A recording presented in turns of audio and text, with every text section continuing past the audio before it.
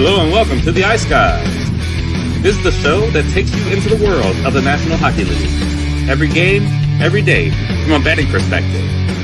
With pro sports handicappers, Ian Cameron, Alex B. Smith, and various guests from the world of hockey and sports betting. And now, here's your host, Ian Cameron. Welcome to the Ice Guys, Tuesday, December 23rd. Ian Cameron, then our Christmas finale, I guess you could say, edition of the Ice Guys show, our final show before the Christmas break, our final NHL slate before the Christmas break, and it is a massive slate. We've got games on the ESPN Plus platform nationally in the U.S. tonight. We've got a TNT triple header in the U.S. tonight, so there's wall-to-wall hockey. We've even got an afternoon game that will start in a couple hours with the Penguins and the Leafs in Toronto. So looking forward to talking about this card. Ian Cameron, Matt Robinson, you always see him with us on Tuesdays, but joining us again, popular guy. People enjoyed hearing Terry Edelman join us on Saturday, and it was a great job he did on Saturday. So I figured, you know what? Why not bring him back here on this final NHL slate before the Christmas break? So excited to talk about these games. We'll jump right into the recap because it's a huge card, and we'll go with the we'll disregard the pleasantries, I should say, at the beginning. We'll jump right into the recap, and it was a interesting Monday night. Philadelphia Flyers get the job done against Vancouver. A good win for them last night, 5-2 over the Vancouver Canucks. I will say this, though. If you had under in that game, that's brutal. It's absolutely awful to lose that bet, considering where that game was going into the third period. That's horrific to lose in that fashion. I don't think it was necessary for Vancouver to pull the goalie down 4-1, but they did. We know some coaches do that now when they're down by 3 goals, and certainly tough if you had the under full game with Canucks Flyers, but kind of what I thought. That's why I was concerned about riding the streak with Vancouver last night. They'd been playing well. It's the very end of the road trip. It had already been a phenomenal road trip. Excited to get back probably to Van City for Christmas, and you could kind of tell that was not their best effort. And if not for Thatcher Demko, it would have been a lot worse than 5-2 last night for the Philadelphia Flyers. So great job, though, by the Flyers. Tampa Bay takes care of St. Louis 4-1. As much as I talked about how a horrific beat it was with the under in the Canucks-Flyers game, equally horrific beat on the over in the Blues-Lightning game. I mean, my goodness, that was 4-1 early in the third period, and you just didn't get that sixth goal that you needed. But nice win there for the Tampa Bay Lightning, 4-1 victory over the St. Louis Blues, as the Blues continue to be mired in their season-long disappointment to this point of the season there. And then, of course, we saw the situation. Darren Radish, by the way, shout out to him. Just another great game from him on the blue line, filling all those minutes of Victor Hedman and doing quite the job filling that role, no doubt about that. In the late night hours, we saw Anaheim end up losing to the Seattle Kraken. Don't look now. Back-to-back wins for the Kraken. Where did this come from? But it was a solid effort. And look, we shit on Grubauer a lot on the show yesterday, and he basically shoved it right back in our face here. He was actually very good last night for the Seattle Kraken in between the pipes. Anaheim wasn't at their best, but give Seattle all the credit. A nice 3-1 win there for Seattle against Anaheim. And then the game that made the night for me, at least a profitable night from a betting standpoint, was fading the LA Kings as -160 favorites. That was just a ridiculous price. I know Columbus had not been playing well, but we said it on the show yesterday. They had lost a bunch of great teams of late. Vegas, Carolina, Florida, Washington, Anaheim twice, Minnesota, Terry's Minnesota Wild. That was one of the losses recently, too, for Columbus. It was just a situation where, they played a lot of tough teams during the skid, whereas LA's been struggling, and some of their losses have come against, weak teams. I mean, they've lost to Seattle and Calgary, during this recent run, LA. So it was just crazy to see them favored like that, especially with Anton Forsberg in net with Darcy Kemper out. So great call there with Columbus. We were all over Columbus. First goal, first period, +160. What a price that was. They got the first goal. Columbus, first period money line. We had the full game money line, so it was great too, which was the best bet on the show. So awesome result seeing Columbus come through. And how about Mason Marchment? 2 goals last night, 3 in the first 2 games as a member of the Columbus Blue Jackets. He got the donkey hat after the game as the player of the game, which is the custom and the tradition with the Jackets after they win. Perfect fit so far. Wasn't a good fit in Seattle, but man, Has it been a good fit for Mason Marchment so far in Columbus? Just absolutely outstanding. 3 goals in 2 games for him. Jack Reeves was very solid in net once again. And the LA Kings booed off their home ice at Crypto.com Arena, and deservedly so. Now 4-11, the Los Angeles Kings this year at home, and laying a huge number tonight at home as well against Seattle. But the problem is you got to back Seattle, if you're going to fade LA again. And we'll get into that later. Matt, we'll start with you. I know Mondays you like to lay low usually on the small slate, but thoughts on what we saw last night? Yeah, I didn't dive in too much. I did have 2 premium plays, and one you mentioned. It's funny. I had Vancouver Philly over after the second period. I thought that was definitely dead. Wow. And then to my surprise, we get a 6-goal third period. So that was a nice hit. And then I went 1-1 because the other play I had was Kraken Anaheim. Even when, it was a slow start, I think it was 0-0 after the first. I actually jumped on over 4.5 and on the Ducks live 3-way play. So obviously 2 L's in that regard, but they were small bets. Again, we've mentioned it this time of year. Some teams are just trying to get to the break. Some teams, are fatigued and just need a couple days off. So a little disappointing with Anaheim. I mean, Granlund did score again, which was nice to see. He's been hot lately for the Ducks. Oh, yeah, but, bargain bin special for me, and bargain bin special for Alex was Mason Marchment, which was a change for him because he went with Luca Del Bel Belouz initially for Columbus, but he was scratched. He changed it to Marchment, so he cashed a bargain bin, and so did I with Michael Granlund. So, yeah, you may continue. Yeah. Go ahead. Yeah, and talk about a good start for Mason Marchment. I was going to mention it. 3 goals in his first 2 games, really 3 goals in his first 4 periods with the Columbus Blue Jackets. So obviously feeling pretty comfortable there. I know 2 of the 3, or maybe all 3, were power play goals. I know both yesterday were power play goals, but clearly gelling well with the Blue Jackets, after a quick, trade flyover first game the next day, and then already chipping in for the Blue Jackets. So good to see. I like Marchman. He was a great player for Dallas. Questionable penalties at times, but definitely had some big, exciting goals and created a lot of excitement during his tenure in Dallas. And I know a lot of fans. I know Jake Ottinger is one of his best friends, so he's happy to see him, doing well. So, but yeah, overall, pretty minimal card.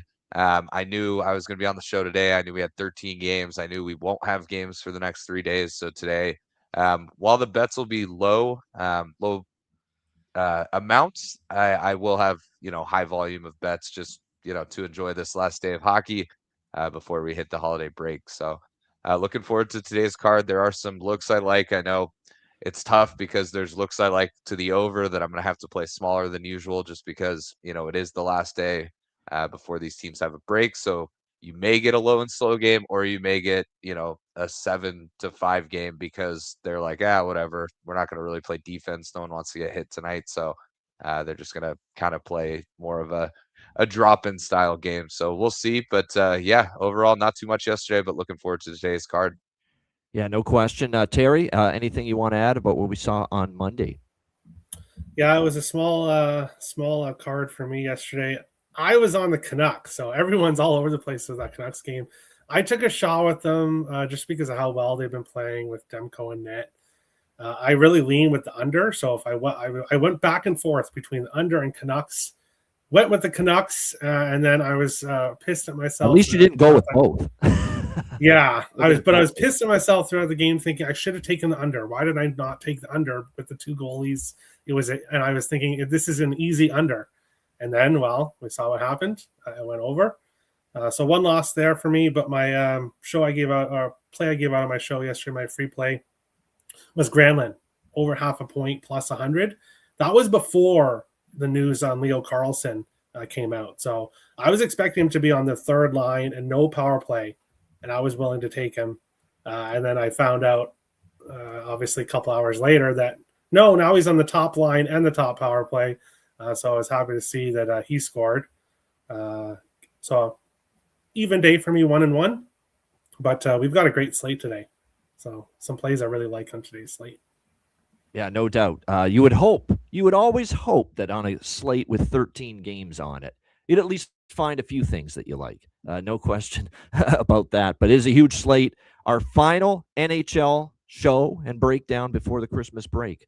I'm making it sound like we're going to be gone for 2 months. I shouldn't really hype it up that much. We're only gone for 3 days. But when you do this show every fucking day for 3 months straight, it does feel like we're going to be gone for 2 months. So, but we will be back Saturday, of course, for the first slate of action following the break. So Saturday, noon Eastern, we will be back following the Christmas break, following today's show. All right, let's get into it. We will begin with Pittsburgh and Toronto, 4:00 p.m. Eastern start time. Note the start time so you get your bets in time. This is the first of a triple header on TNT today.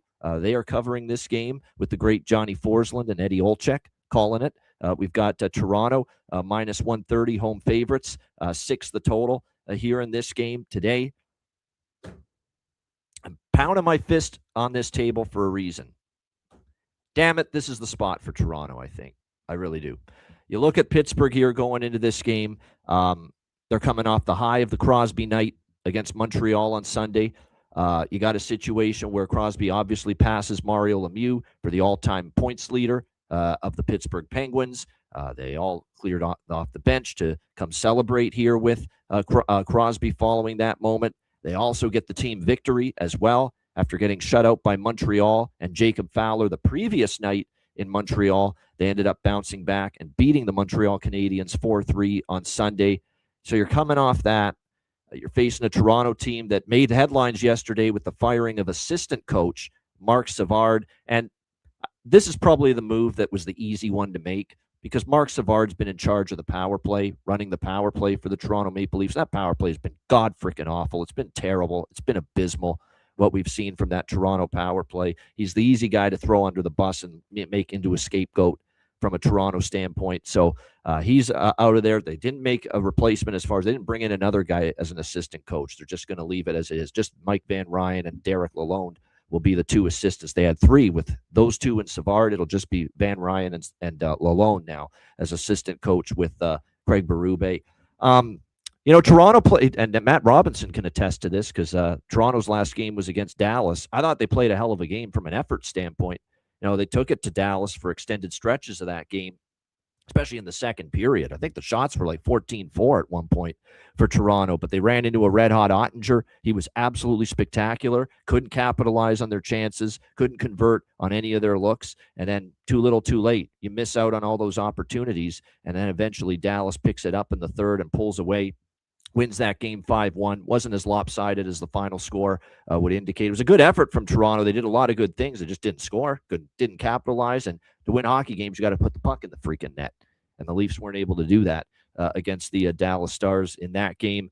But I think they got a chance to do that here. Pittsburgh is a bottom-tier defensive team right now. There's no question about that. What have they allowed? 4+ goals to the opponent now in 6 of their last 7 games. We know they've struggled at that end of the ice. We'll see who's in net for them. I'm expecting it'll be Skinner, even though it hasn't been confirmed yet for the Penguins in this game. Should be Joe Woll for the Leafs here in this one. I'm going to go with Toronto money line and team total split in this game, 3.5. We've been taking the team totals to the over against the Penguins recently.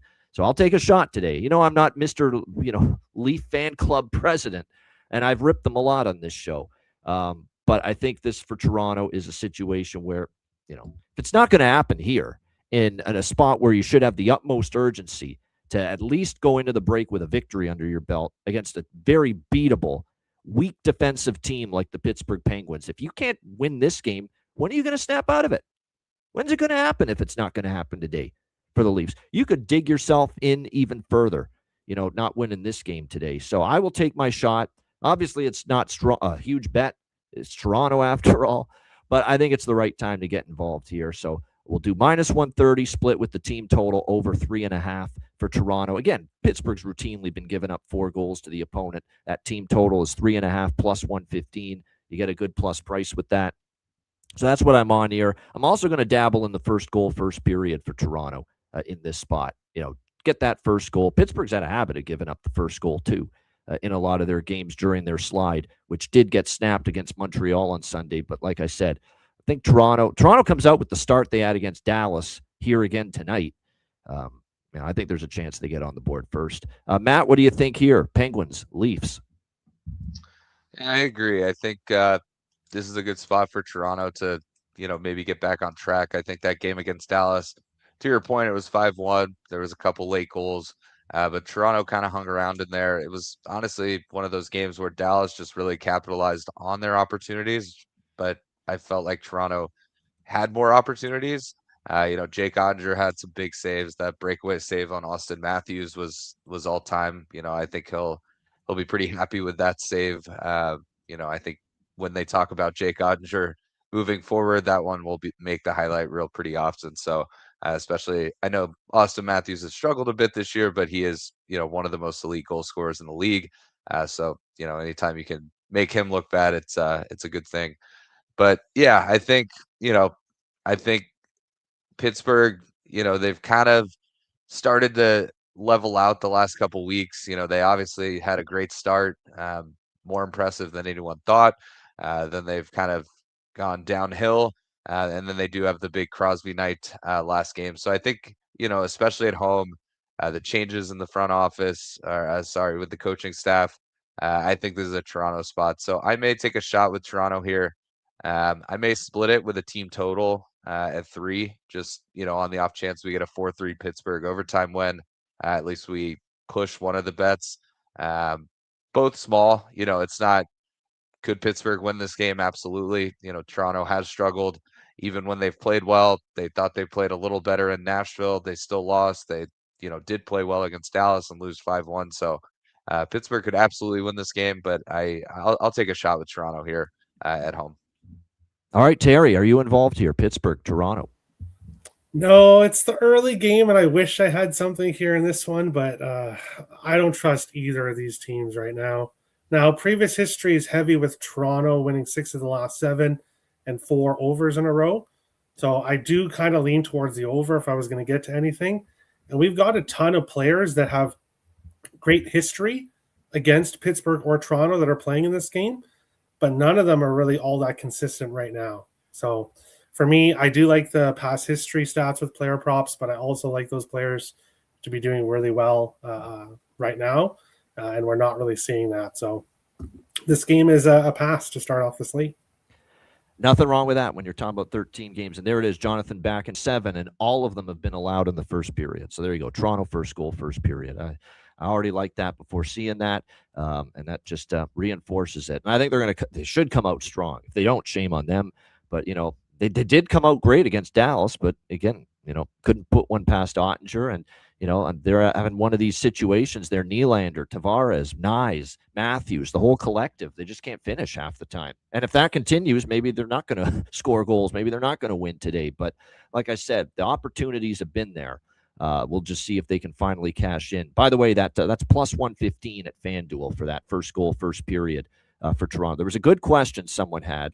David, appreciate it. How do you boys typically do your bets? Do you typically do? It's all single bets for me, David. Very rarely parlay involvement for me on a daily basis. Everything is single. And when I talk about multiple bets in the same game, it's not a same game parlay. Rarely ever is it a same game parlay. It's single, straight, individual bets across the board. It's hard enough to win one bet, and it's like I said, that's why, it takes the parlay involvement for me is more recreational type of betting. So great question though. And another question too. Thanks for the reminder. Ian, did you finish your research analysis project? Yes, I did. Do that early this morning. I wanted to look to see what NHL totals were the final day before the Christmas break. I was going to go back the last 4 years, but 2021 December was that COVID was still coming out of that, and there were games like they canceled the couple of slates right before Christmas, so I threw that one out. I just went back 3 years, 2022 to 2024, and the overall numbers are slightly more overs than unders. Nothing that's like, whoa, this is huge. We've got to just really pay attention and ride this thing. But there have been slightly more overs than unders in the NHL the last 3 years. The day before the Christmas break, 21 overs, 18 unders, excluding pushes, by the way, with that number. So there you go, 21 overs, 18 unders the last 3 years in NHL games the day before the Christmas break. So, like I said, nothing substantial. either way, but slightly more overs than unders. All right, next up, this is also TNT, the second game of the triple header, Dallas and Detroit. We've got the Stars minus 130 road favorites, 6 the total is 6:30 Eastern. So note this start time. A little bit of a unique one here in this game. This is a clear pass from a side perspective, although I do like the draw. I do think the draw is live here in this game. We could see some overtime here. But Detroit is playing great. They just swept Washington, I think, very impressively over the weekend, beating the Capitals not once but twice. Give Detroit credit for that. Their offense has come to life all of a sudden. I think it's 3 goals or more in the 8 of the last 10 games for the Red Wings. That being said, we're talking about a Dallas Stars team that scored, only 22 goals in the last 4 games. Now, it's inflated by that San Jose game where they just absolutely ripped it up against the San Jose Sharks. But still, I mean, their offense, there's nothing wrong with it. It's in great form, too, right now. It was the Ducks, not the Sharks. Yeah. It was the Ducks game where they had the big output for the Dallas Stars. But yeah, but they've been scoring, like I said, 22 in the last 4 games. They had the 5 spot against Toronto. A lot of that was late, but still, it shows what the Stars are capable of right now at the offensive end. They're going with Casey DeSmith here in net for this one against the Detroit Red Wings. His numbers are very good, but I will, again, just be a little bit nitpicky here with DeSmith and say a lot of his recent starts have come against, some of the weaker offenses, some of the teams that have had scoring issues for much of the season. He's faced some Seattles and he faced some Winnipeg when they were struggling to score goals at the time. He's still a very good, capable backup goalie, one of the better backup goalies in the NHL. But with the way Detroit's throwing that puck around right now, this will be a good challenge here for him in net against this Detroit team. That being said, and John Gibson's going to get the start for the Red Wings, and he's been great. He'll be put to the test, though, here, in my opinion. And he's got some shaky long-term numbers against the Dallas Stars head-to-head, who he's seen a lot of going back to his Anaheim days, obviously. So you look at this matchup here. I do think the over's in play, over 6 minus 120. It's a tough side, though. So it's over and draw for me, and over 6 minus 115 minus 120. The side's tough. Dallas is playing well. I don't really want to fade them. Detroit's playing well. I don't really want to fade them. And Detroit's numbers as a home underdog, which Jonathan's posted in the chat, are very good. 6-7 as a home favorite. They're 5-1 as a home underdog, the Detroit Red Wings. This has been a very good price range and a very good role for them this year as a home underdog. So it's a tough side. I like goals, though, more than anything here in this game with the Stars and the Red Wings. Plus, Detroit red hot. Don't want to go against them. Dallas playing well of late, and it's dads and mentors trip for the Dallas Stars tonight, as well as they'll have the dads and the mentors joining them on this final game before the Christmas break on the road in Detroit. I love Jonathan Davis's quip to me earlier today in a message he sent me saying they must not love the dads. You're sending them to Detroit for this dad's trip to this. Ooh, what a shot he took at Detroit there. Oh, Jonathan Davis, you're going to be hated in the Motor City for saying that for all eternity. But nevertheless, John Leonard, we got to bet it. We do. He's now scored in back-to-back games for the Detroit Red Wings. Why not ride the wave? A consecutive game goal scoring streak for him. I think the price still is pretty good as far as him finding the back of the net here. We're talking, plus 460, plus 500. Sammy Steele for Dallas. He's scored now in back-to-back games for them. So there's a couple of really good, bigger plus price shots there with players on back-to-back consecutive game goal scoring streaks, one for each team. Sam Steele for Dallas, John Leonard for Detroit. Matt, what do you think here? Your Dallas Stars as they finish the break in Detroit against the Red Wings. Yeah, I like Dallas in this spot. I think it's a pretty good price. They've been a great road team. I know Detroit has played well, all season long, but definitely in recency as well. But to me, it's Dallas has been hot and the dad angle. It's not for me. It's not quite like the old mom's trip. I do think that can play a factor.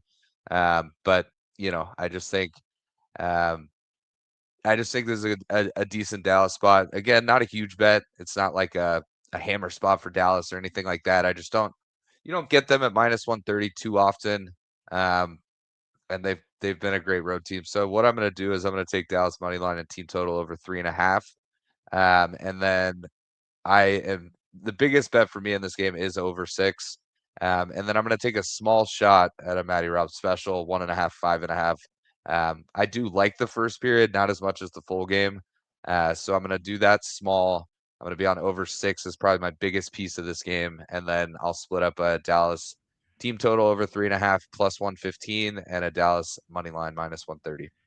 That's another thing too. We got a mini series history thing here with this over, which is another reason why I like it. 7-3 to the over in the last 10 meetings, 4-1 in the last 5 in Detroit between these two teams as far as cashing the over. We've seen a lot of 6-4, 5-4, 6-3, 6-1. We've seen definitely plenty of overs of late. Just 4-1 in the short term, 7-3 in the last 10 meetings overall between these two teams. There's something else I want. Oh yeah, another prop I wanted to mention. I mentioned Steele. I mentioned Leonard for Detroit. I'm going to mention another player, and he scored into the empty net the other night. And finally, I think Glenn Gullitson's going to give him some runway here to be a top 6 guy after he's been in the bottom 6 for much of the season. That's Maverick Bourque here for the Dallas Stars. He's playing now with Rope and with Jason Robertson, Robo on that top line for Dallas, and I think there's some great value now with Maverick Bourque, and it's the value meter is off the chart right now because I'm seeing close to plus 600 here with Maverick Bourque as far as goal prop tonight, sitting on that or expected to skate once again on that top line for the Dallas Stars here tonight. So again, Maverick Bourque and that plus 575 at BetMGM looks like the best price out there. So sign me up for that piece of that.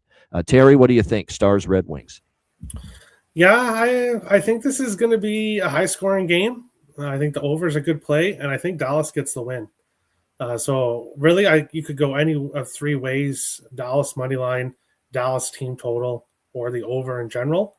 John Gibson's played well, but he's going to have a tough test in this Dallas Stars team. Dallas did have a 2-game streak where they kind of struggled, but they've gotten right back on track. But my favorite play here in this game is my favorite prop that I've been betting all year long. Now, I've been taking a little bit off it here for a few games, but Jason Robertson, anytime goal, going right back to it here. He had scored in 13 of 16 games, then 3 games in a row where he didn't score, but now he scored in back-to-back games again. He's also scored in 4 of his last 5 games against Detroit. Just had a ton of success against the Red Wings. So Robertson, anytime goal, plus 140. And I also love Miro Heiskanen assist, plus 110. He's got an assist in 4 games in a row against Detroit, 3 games in a row right now. He's playing well, so plus 110 for Heiskanen assist. But my favorite play, Robertson, anytime goal, once again. Yeah, with the way he scored this year, it's never a bad idea to maybe look at a goal prop for Jason Robertson. With obviously the great season he's had. And like I said, we'll see how this one. This is a good game. Detroit, of course, leading the Atlantic, playing well. Dallas playing well. It's a good TNT game. Good choice for the national audience here in this one tonight.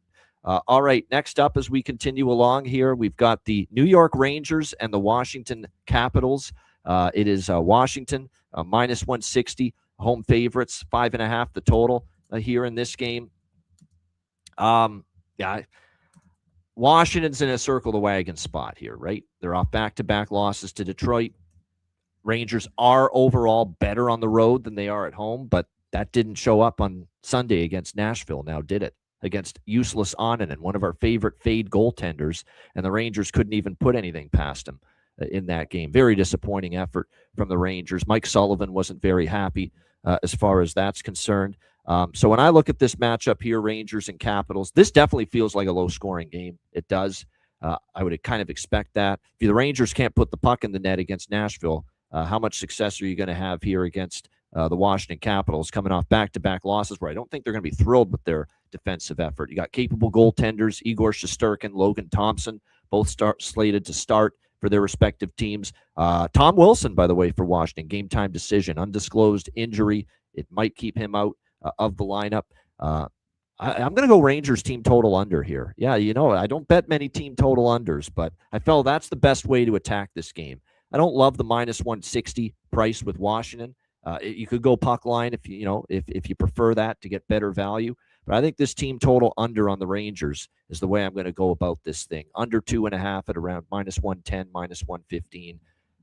Asking the Rangers to score 3 against what should be a Washington team that brings focus to the table, coming off the back-to-back weekend losses, 2 in a row to Detroit.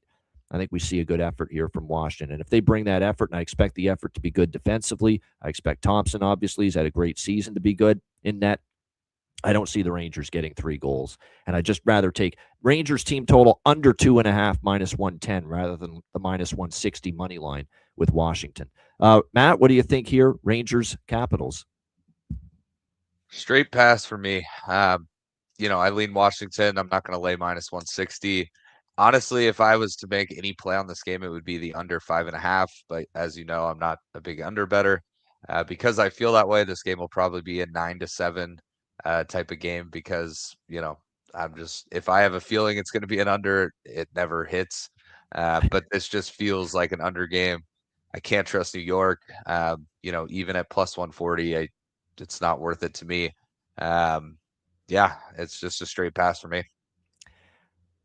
Earlier this season, they've only played each other once so far this season. It was in New York at MSG, and it was 1-0 Washington. So I'd be cool with a final score like that, because that'll mean Rangers team total under gets us paid. What do you think here, Terry? Rangers, Capitals. My thoughts are exactly what Matt just said. So I'm not going to repeat it all again. But yeah, under. I think this is going to be a boring game that most people won't be paying too much attention to, unless they're Rangers and Capitals fans. I think there's a lot other better games to watch on this slate tonight. I'm going to sprinkle on Ethan Frank. This guy's been really noticeable lately for the Caps. Scored in the last game. He's had chances every game recently that I've watched Washington play. He's also scored in, I believe, it looks like a couple of the last few games for the Capitals. So I don't know, something about he's been noticeable. He's starting to percolate a bit. So that's the only prop for me, though, in this game. This is not a game for me to go prop crazy with and just, blast the board with prop bets left and right, because I do think goals could be at a premium here in this one. All right, Florida and Carolina. We've got Carolina -140, home favorites, 6 the total here in this game.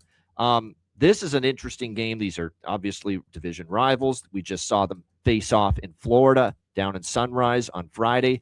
I had a piece of Carolina in that game, and I thought it set up well. With Carolina looking for that first time playing Florida since losing in the East Final to the Panthers, and they played a great game for 2 periods. And then all of a sudden, the third period happened, and it got away from the Hurricanes, and the 3-0 deficit was erased.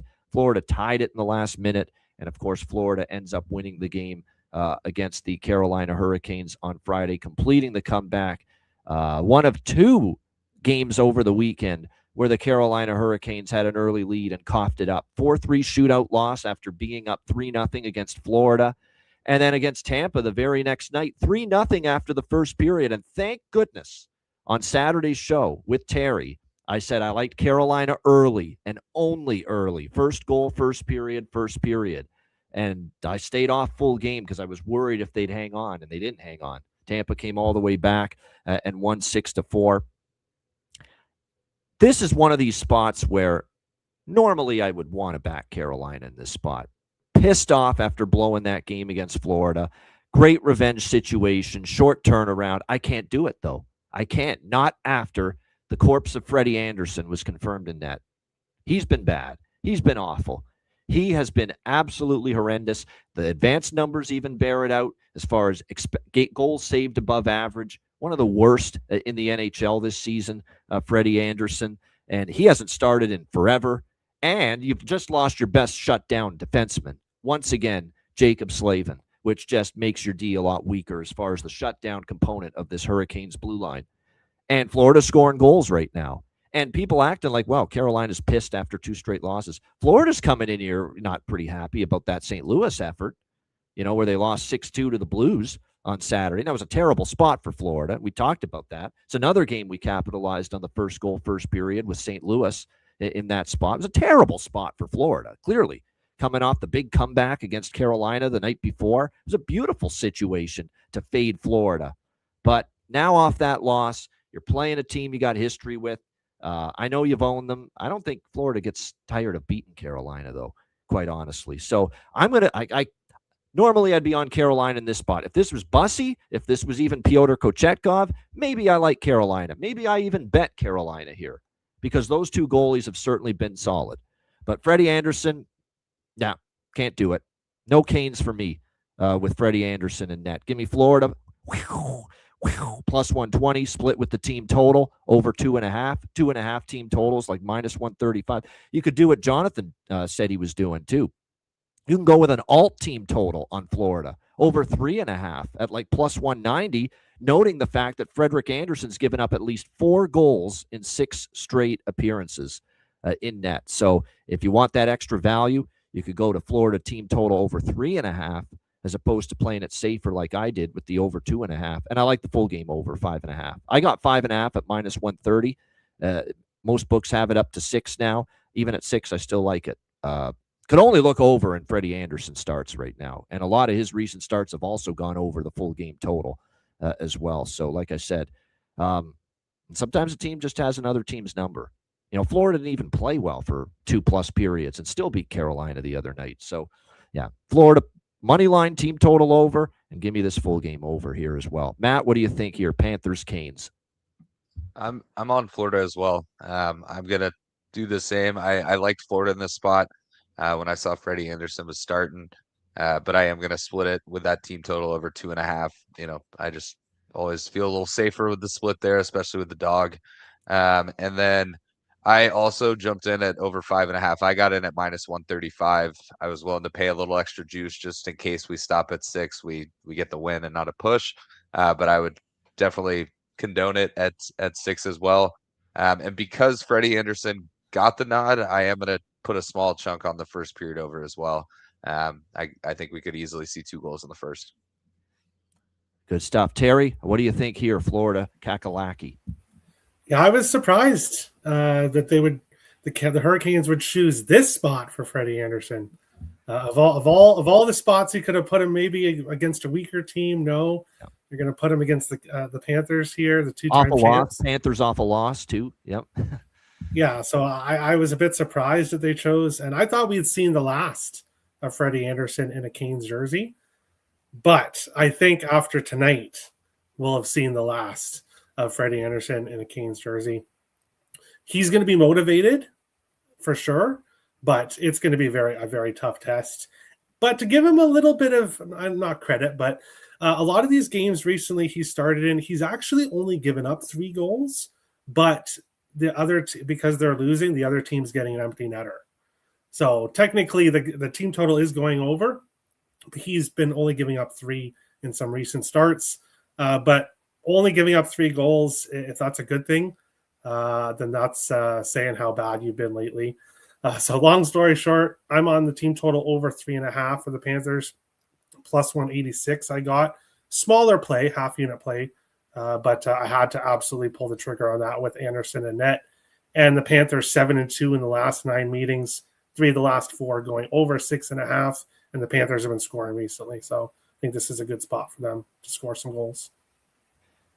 Yeah, like I said, it's just, we've seen it enough. Like, we've given this guy chances to play better, look better in net. At the Toronto game, I thought, well, he can finally play better because Toronto's kind of slumping right now, and he didn't get the job done there in that game. So, like I said, not much confidence in him right now. As far as props go for this game, there are a few that I'm interested in here on both sides. We've talked about Anton Lundell for a while. No question. He's been pretty solid for the Panthers of late. Reinhart scored in back-to-back games. That's another thing, too, about the over. That got nasty toward the end of that game on Friday. Some penalties, and if there's some chippiness here in penalties, teams get put on the power play here, that's going to open the door for more goals and more goal-scoring opportunities. That's something to factor in. No question about that. And, plus the Jarvis situation, that he got obviously injured from that game on Friday night. No question. That's something that's going to be pissing off the Hurricanes because he's out indefinitely on the IR as well. So, like I said, this is a good hockey game tonight. This is definitely one that'll be on one of the main screens. Buckle up. Get your popcorn ready, as they say. Bradley Nadeau. I like that look. Bradley Nadeau. Nadeau for the Carolina Hurricanes. Bradley Nadeau scored last game for them. Called up as one of the guys to replace, the absence of Seth Jarvis. I don't mind that whatsoever. To look in that direction as far as a goal prop with some good value, no question. So those are definitely some of the props I'd be looking at here for Florida and Carolina in this one. All right, New Jersey Devils, and by the way, Bobrovsky in net for the Florida Panthers, who just has okay numbers this year. Hasn't been bad, but obviously has not been as good as we've seen from him in the past. But he is in net for the Panthers here tonight. Devils Islanders, we've got New Jersey minus 130, road favorites, 6 the total here in this game. Devils get Jack Hughes back against the Buffalo Sabres, but don't win. And how many times do we see that? Everyone just gets so excited to back the team with the big star player back. And how many times do they lose that first game? It's uncanny. It's unreal how often that happens. And it happened again with the New Jersey loss to the Buffalo Sabres and Jack Hughes' return on Sunday. We'll see if they can bounce back here against the New York Islanders, who suddenly have lost 3 in a row. Streaky bunch. They were rolling, ripping off multiple wins, 3 wins against Tampa Bay, beating Colorado at home, beating Vegas at home, beating Anaheim at home. And then all of a sudden, they lose at Detroit. They lose to lowly Vancouver 4-1 at home, although Vancouver had, a little bump with the post-Quinn Hughes trade. And then the Buffalo lost 3-2 in a shootout in their last game. So suddenly the Islanders scuffling again a little bit here going into this game against the New Jersey Devils. Jacob Markstrom in net for the New Jersey Devils, confirmed. David Riddick confirmed for the New York Islanders. Ilya Sorokin has been ruled out. Ilya Sorokin dealing with a small nagging issue. Small nagging issue is what it was phrased as to why Ilya Sorokin is out here for this final start before the break. I've got a lot of small nagging issues too. You don't hear me complaining about them, but nevertheless, that's another story. But he's out. It'll be David Riddick in net for the Islanders here. Jacob Markstrom for New Jersey. Markstrom, actually, the last 2 games, we know he's been struggling. He's been usually good to give up minimum 3 goals. Last 2 games have been better. Vancouver and Utah. They're not 2 of the better potent offensive teams, but step in the right direction for Jacob Markstrom here in his last couple starts. Getting victories against both Vancouver and Utah. Actually, didn't beat Vancouver, but he only gave up 2 goals. They lost that game 2-1, but he did beat Utah in his last start. I think I like the Devils a little bit here, actually, as a small road favorite, minus 125, minus 130. Now this is the game. Hughes has a game under his belt. He'll be more comfortable, more assertive on the ice. And now you'll see a little bit more of that, cohesiveness, I think, from the Devils going into this matchup here with Hughes getting a game under his belt. Plus, New Jersey's got the same amount of road wins as home wins. So it's not like there's a big difference here as far as one to the other. So I like the Devils here, minus 130. If you can find a 5.5, I think the over's worth a look here in this game as well. Could see the Devils getting their offense going a bit. Now, the Islanders been a bit of a undertrain lately, 4 straight. So this is a small bet with the over, but, it's 5.5. Islanders aren't scoring right now. Neither are the Devils, quite honestly. They've gone 5 straight to the under, 2 goals or less, but 5.5. Think the offense will be a little more cohesive, like I said, now that Hughes has a game under his belt. So I will take a small shot with the over. There's the overs I've mentioned already I like more, but this one I'm at 5.5. I'll take a chance we can get to 6 goals here. So yeah, Devils and over 5.5. Matt, what do you think here? Devils Islanders. I'm just on the over 5.5. I jumped on that this morning. I'd expect Hughes to continue to help push some offense for New Jersey. I know they obviously lost in his first game back, but I think he'll kind of continue to push the pace a little bit for them as he gets more comfortable. It's funny, I was looking at random props and stuff today, and in Hughes's last game against the Islanders, which was one of the last couple games before getting injured, he had 11 shots on goal, which is pretty crazy. So I made, just because of that, take a little Hughes shot prop in this one. I think I saw over 3.5 is like plus 120 on MGM. So that may be worth a look. I know he's going to take some time to get back to that level, but maybe just how the Islanders decor is built, maybe it's a comfortable situation for him. So, and he will want to keep, pushing the pace When you're a player like that comes back from injuries, a lot of times your line mates are saying, hey, shoot whatever you want, just get back to being comfortable, get pucks on net. Obviously he wants to continue to chip in and score goals. So I think Hughes' shot prop is probably worth a look in this one. But as far as sides totals go, over 5.5 is it for me. Good stuff. By the way, Devils have won each of their last 2 off a loss too, so we'll see if that continues here tonight in this one. Yeah, prop wise for me, let me just look at the line comp. Oh, by the way, I'm adding the draw. I was just seeing it when Matt was talking. 3 of the last 4 meetings have gone past regulation, and we know the Islanders are no strangers to going to overtime. That's why we've called them the Thailanders the last 2 years plus on this show. So I will dabble in the draw here as well with the Devils and the Islanders. And as far as, like I said, props for this game, obviously I'm always interested in Emil Heineman. It goes without saying. And he scored last game and has scored in 2 of the last 5 for the Islanders. So prop-wise, and he stepped up with Bo Horvat out of the lineup, and Palmieri as well for the Islanders. So that's been good to see. For the Devils, I mean, certainly, Jack Hughes did score in his return, but even though the Devils didn't win that game, but Meyer's back, and he's been a good first goal guy, as Jonathan Davis knows. So maybe if you're interested in the first goal scorer market, Timo Meier you look at. Mercer's on the top line potentially here with Nico Hischier, the captain, and Timo Meier. And don't be scared to look toward, your Connor Browns, your Cody Glass repair, Cody Glass replace. They've been nice little depth options for New Jersey. So couple of props that I've got my eye on here. Terry, what do you think? New Jersey, New York Islanders. Yeah, this one, it's kind of like the Vancouver game yesterday where everything's kind of pointing towards the under. And then look what happened yesterday. It went over. But Devils right now, 2-1 games pretty much every night recently. And then for the Islanders, it's been 3-2 games. So both teams really trending towards the under right now. The Islanders 4-0-1 in the last 5 meetings. So, yeah, we've had a lot of overtime between these teams, but the Islanders seem to find a way to win. 4 of the last 6 have gone under.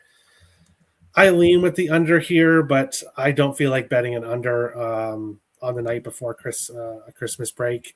I could see both teams coming out, even despite how they've been playing unders. I could see both teams coming out here and not really having a lot of defense in this one. So, even though things point to the under, I like your guys' over. I think this one could be an over. All right, good stuff there. All right, we move on to Buffalo, Ottawa. Ottawa minus 160 home favorite, 6.5 the total.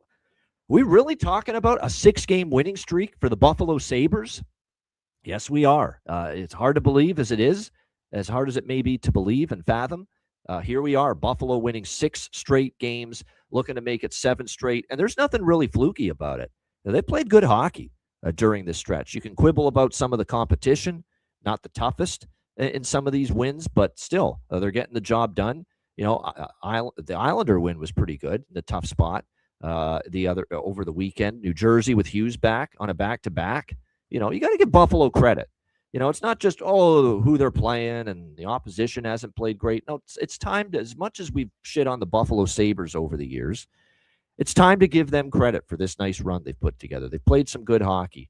And I think they could be live here because you look at this situation, and I think Ottawa's starting to play better as well. No doubt. They've been on a nice little run. But at the same point in time, Buffalo's won or owned this series. They've beaten Ottawa 5 straight times. They're on a 6-game win streak here.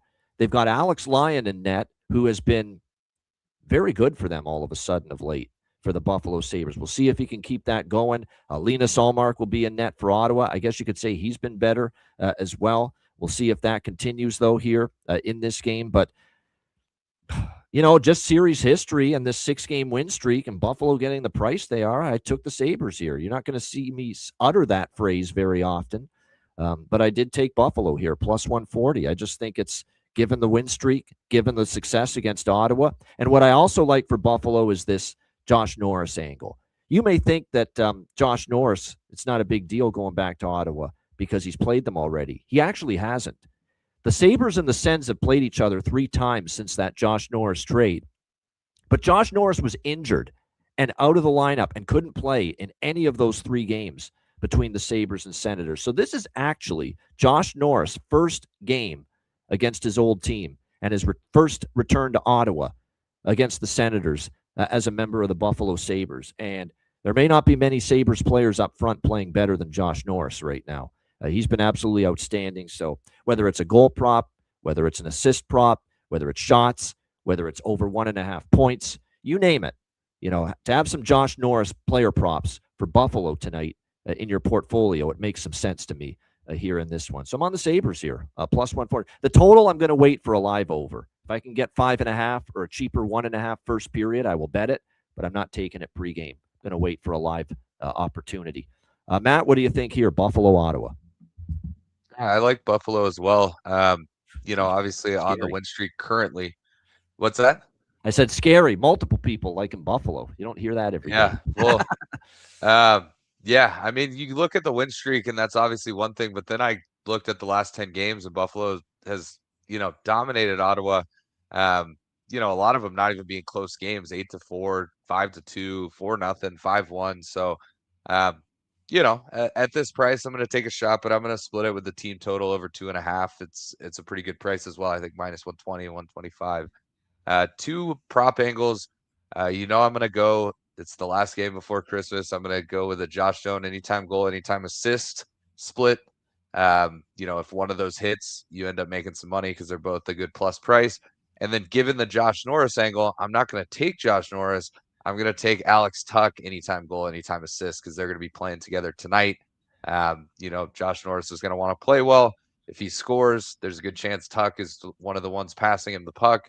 If he gets a couple assists, there's a good chance Alex Tuch, who's been on a heater, especially with shots.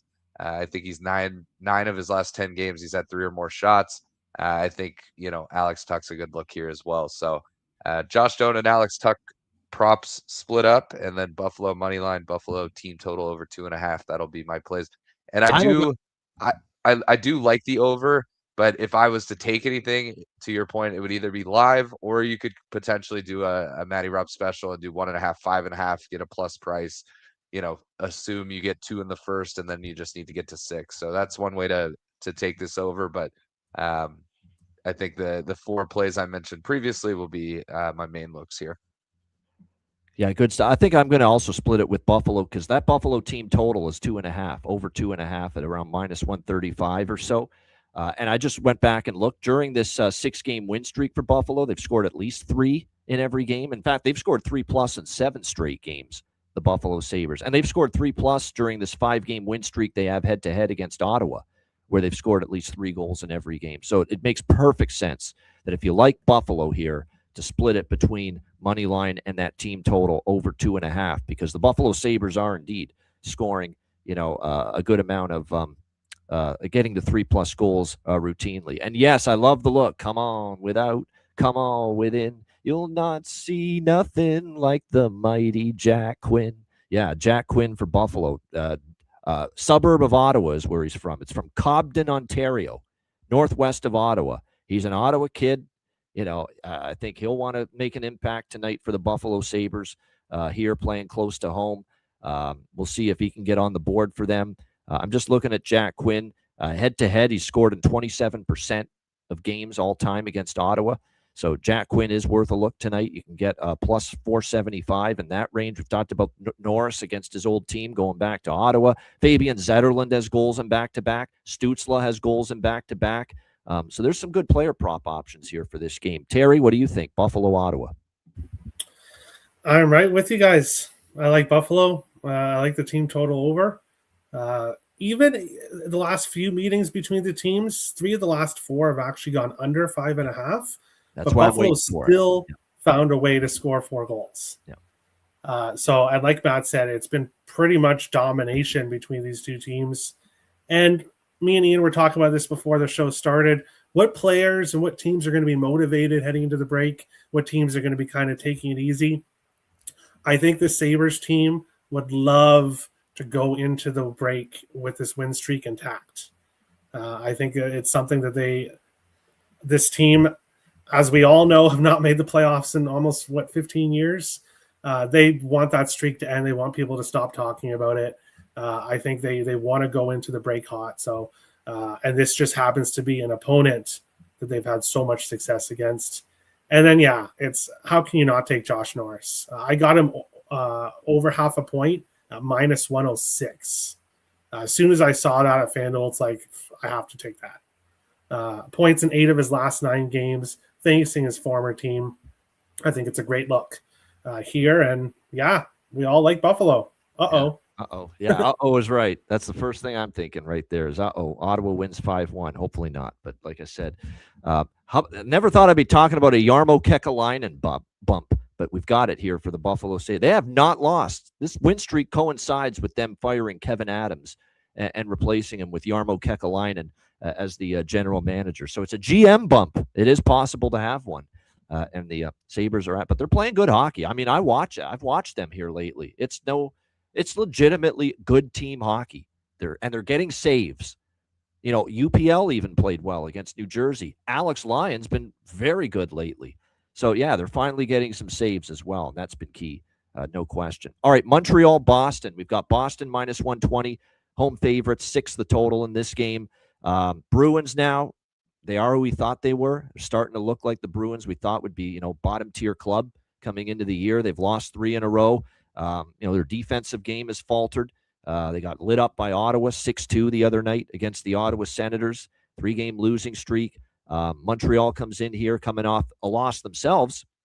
They shut out Pittsburgh Saturday, but they lost the rematch 4-3 to the Pittsburgh Penguins on Sunday. I like Montreal here plus 100. Jacob Fowler going back to Boston. He kind of played his college career at Boston College, nearby Chestnut Hill, Massachusetts.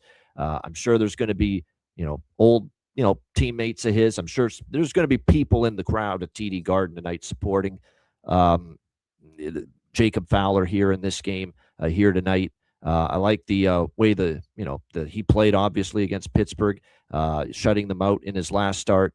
Boston, obviously, look, I mean, and plus Philip Deneau makes his debut tonight for the Habs.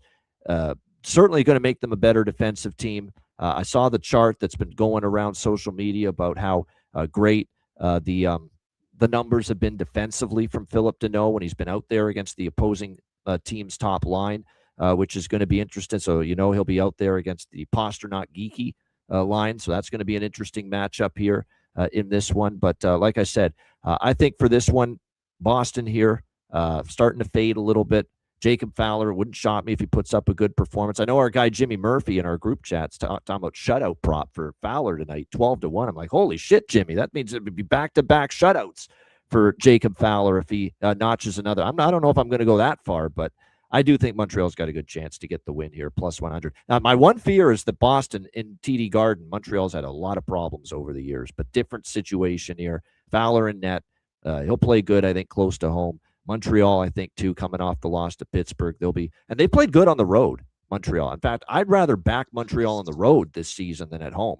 So, yeah, I'm on the Habs here. Bleu, blanc, rouge, le Canadien. Montreal here, plus 100 in this one.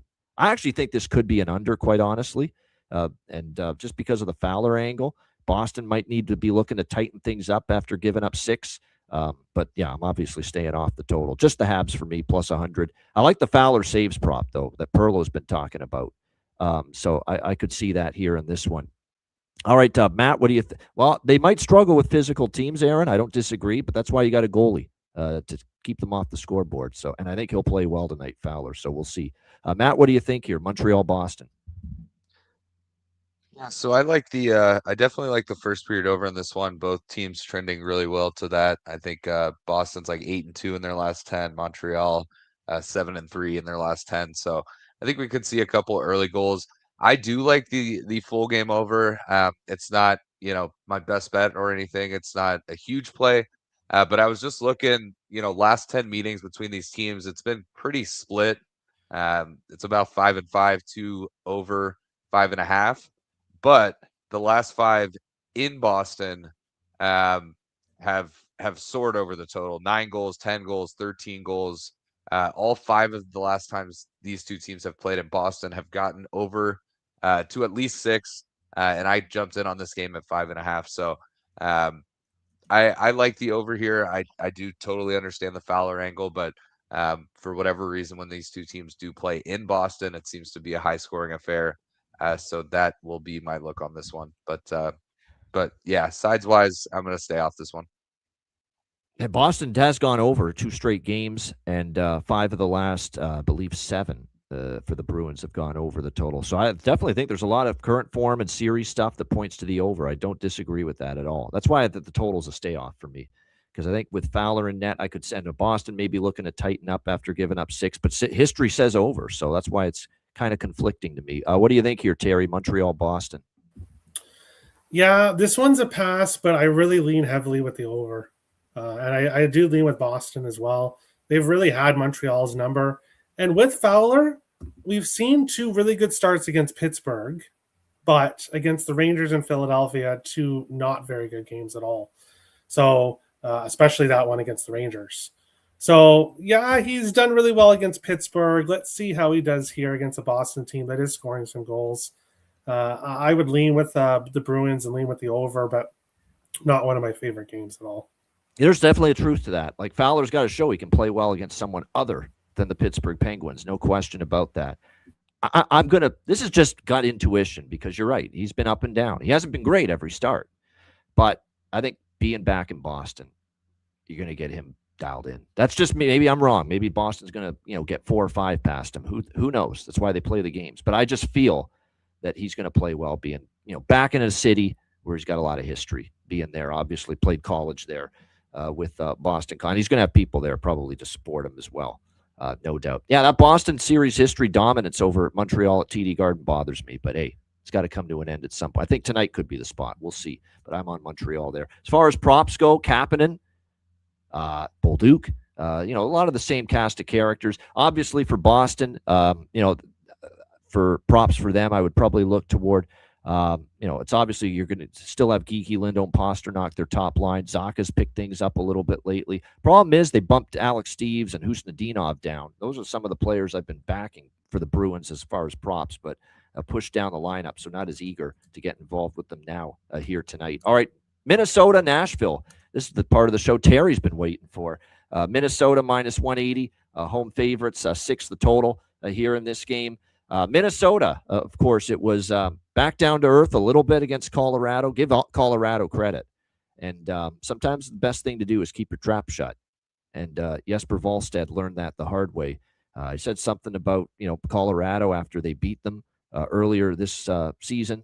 And then all of a sudden, we see, yes, I think Colorado used that kind of as bulletin board, but that was just a dominant effort start to finish. Colorado was the better team, got the job done, 5-1 against Minnesota. We'll see if Minnesota bounces back. Nashville did beat the Rangers 2-1. I don't like backing mediocre teams off a win. I've said this all year about Nashville. They followed up but they did have a nice weekend. Let's give them credit with the back-to-back victories over the Leafs and the Rangers at home. Can they really make it 3? I don't think so. I don't. I think this is people will say now that, and sometimes I buy into it. I've said this on the show that when a team's on a great win streak and the streak gets snapped, I'm reluctant to back them because sometimes one loss can lead to 2, can lead to 3. And sometimes when you have a long win streak like Minnesota did, you sort of go the other way. If they were playing Vegas, Anaheim, one of the upper echelon teams in the West, maybe I could buy into that. But I think here with Nashville coming in at home, I think Minnesota's got a good chance here to bounce back. But I'm going to just play the team total. I want no part of minus 180. Let's not forget that was the first game since the Quinn Hughes trade against Colorado on Sunday. That was the first game Minnesota scored fewer than 4 goals since the Quinn Hughes trade. We know this team offensively has picked up. You just get a lot more mobility and push to get the offense started from the back end now with Quinn Hughes and Faber as your top pair. And I think against a Nashville team that still can be leaky at times defensively, you don't always know what you're going to get from them as far as defensive hockey is concerned, that you could see this Minnesota team get back to that 4-goal mark. So that's the only play for me here. Minnesota team total over 3.5, and you can get that at plus 100. Matt, what do you think here? Predators, Wild. Yeah, I've actually got a hat trick of Wild plays here. I'm going to be on the Wild team total over 3.5 and 4. just as a potential. If they do get to 5, cash a nice plus price. If it does end at 4, you get your money back on 4 and you hit the 3.5. And then I'm going to take a shot with the Wild 3-way. I think I saw it at -115. I think it's a good spot for Minnesota. Tough loss against a good Colorado team, but I think they bounce back, especially at home. Holiday break on the horizon. I don't have a reason to trust Nashville at all in this game. And then one of the props I like in this game is Boldy over 2.5 shots. He's 9-10 in his last game. 9 of the last 10 games, he's gotten to 3 or more shots. I think he's continuing to play well and put pucks on net. Some nights they're going in for sure. Some nights they're not, but either way, I think he gets to 3 shots. But yeah, Minnesota team total over 3.5, split with over 4, and then Minnesota 3-way money line. I think if Minnesota wins this game, they win it fairly easy and in regulation. I don't think we see overtime in this one. By the way, I'm just looking at Nashville. When they lose in their losses, they've given up 4 to Carolina, 4 to Colorado, 6 to Carolina, 5 to Winnipeg, 8 to Florida, 4 to Pittsburgh, 6 to the Rangers, 5 to Dallas. You get my drift. When they lose, they often give up 4 goals. So if you expect them to lose, that's why I like the team total here for Minnesota. Terry, what do you think? You're Wild against the Preds. Yeah, so earlier on in the season when the Wild were playing awful, I was fading them. And it's extremely rare for me to fade the Wild, but I think I did like 3 times in October. Then they got hot, and I started betting them a lot. But I was betting the Wild when they were -115, -120 favorites because there was just a ton of value on them at that price. Now this is a little bit of a different situation at -180. So unfortunately for Matt and unfortunately for me and my stress level, this is a very heavy overtime history between these two teams. For some reason, especially in Minnesota, we get overtime games. The one I remember the most, obviously, was Hines pulling the goal, pulling Marc-Andre Fleury in overtime, 3-on-3. Boldy ended up winning that game. I do think the Wild win this game, but I'm a little bit nervous about them taking care of business and winning this by margin or in regulation. I hate to see the Wild go to overtime. It's extremely stressful for me, but I think that's probably what's going to happen here. And I do have a play, but it's my bargain bin, so I'll mention that at the end of the show. All right, there we go. Good stuff. I'm on Ryan Hartman, Terry. 3 games in a row with a goal for him in that plus 350 range. Stamkos has goals in back-to-back for the Nashville Predators if you want to ride that streak. But Ryan Hartman's my favorite goal prop. Still centering Kaprizov and Zook, it looks like, here tonight in this game. Yeah, and Tarasenko. I will give Tarasenko another shot here. One more. Maybe he's going to cool off again and go back into oblivion like he was before. But like I said, we'll give him one more shot here. Everybody was bad against Colorado. Like I get, like his line obviously didn't show up, and nobody just. And you know what? I don't want to make it as an excuse, but facing Edmonton one night and Colorado the next takes a lot out of you. Yeah, they looked like they were lacking. They were a step behind the whole game against Colorado. Yeah. So. But when Colorado plays like that, they're the best team in the NHL right now. That's how good they were. They were dominant. And Minnesota's not chopped liver. Minnesota was rolling going into that game. Colorado just chopped them down to size. So that's how impressive the Avs are right now at this point in time. All right. It's always, I don't care what the records are. It's always a good night when we get to watch the Battle of Alberta. Calgary and Edmonton. We've got Edmonton -160, home favorite, 6.5 the total here in this game. Edmonton coming off a very, very busy weekend, losing to Terry's Minnesota Wild on Saturday, 5-2, but bouncing back, beating Vegas 4-3 in the very next game. Calgary, how about Calgary here? All of a sudden, way under the radar, they're 6-2 in their last 8 games. And they're scoring goals all of a sudden, 4, 2, 7, 3, 2. The last 3 games, they've scored 13 goals combined. Where's this Flames offense come from? And all of a sudden, they're lighting the lamp. They've got some mojo going offensively up and down the lineup for this Flames team. It's been impressive to watch. When you look at the recent numbers for Calgary of late, as far as their production, Coronado's been great. Blake Coleman is suddenly chipping in a little bit. Backlund's starting to get going, the captain. They've had a lot of different contributors all of a sudden lately here, the Calgary Flames. So we'll see how this one plays out. The fear of laying it with Edmonton is that you're laying it with either a Cal Pickard or a Connor Ingram in net, and that's not ideal. You can't lay prices, at least not me. I can't lay prices with Edmonton with Connor Ingram, Calvin Pickard goalie combo with Tristan Jarry out. And Tristan Jarry's not one of my favorite goalies. I don't fully trust him, but he's still a step up from what they got right now. And Connor Ingram in net. Now, it was a great story. His first start in the NHL in a while. Got the win against Vegas. Hung on. They played well defensively. Can he duplicate that again is the question here. But Chris Knobloch rewarding him with another start here in this game. Dustin Wolf in net for the Calgary Flames. We know it's been a bit of a struggle for him this season. It's been tough. He's been a little bit better lately, but he did have that shaky game against San Jose. He was better against Seattle, but it's Seattle. He was better against LA, but it's LA. These two teams can't score half the time. I think this is an over. I do. Battle of Alberta, I'm always interested in the over here with these two teams because it's always chippy, it's always nasty, it's always physical. You're going to get penalties. More penalties means more power plays. More power plays means more goal-scoring opportunities, and more goal-scoring opportunities ultimately leads to potentially more goals.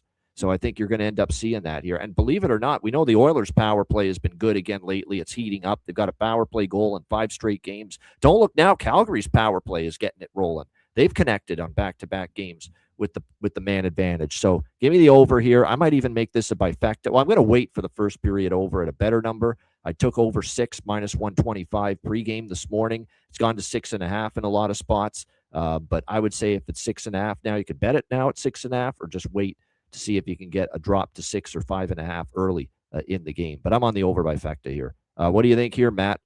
I'm tempted by Calgary too, I must admit, plus 140. And they won in Edmonton earlier this year, 4-3. That game went over the total as well. So I might sprinkle on the Flames, but I like the overs here more than anything. Matt, what do you think? Battle of Alberta, Flames, Oilers.